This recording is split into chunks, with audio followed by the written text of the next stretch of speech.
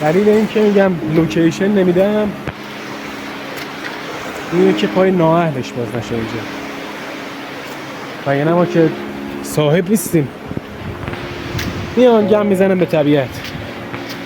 هر کسی باید توان اینو داشته باشه، نمیگم آشغالای دیگران، ولی حداقل آشغالای خودشو جمع کنه، آشغالایی که خودش تولید کرده.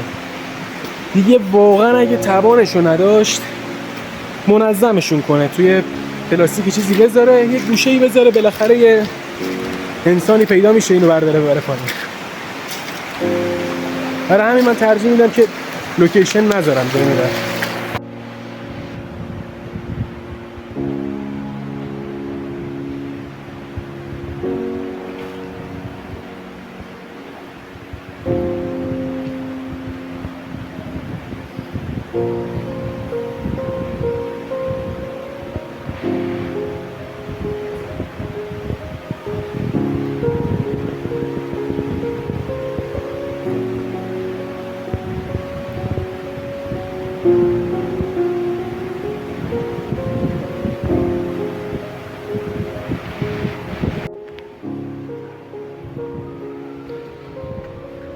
شاهنشینو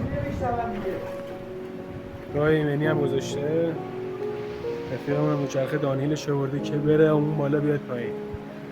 دیدنیه این صحنه.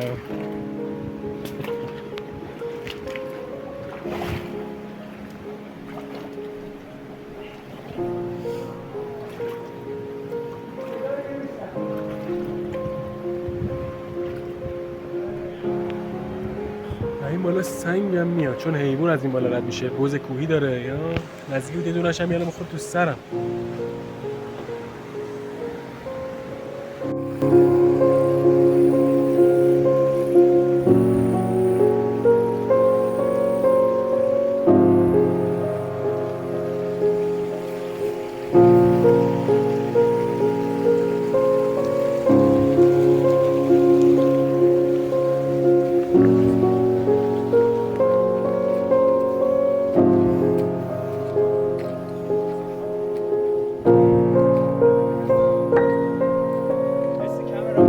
عکس ما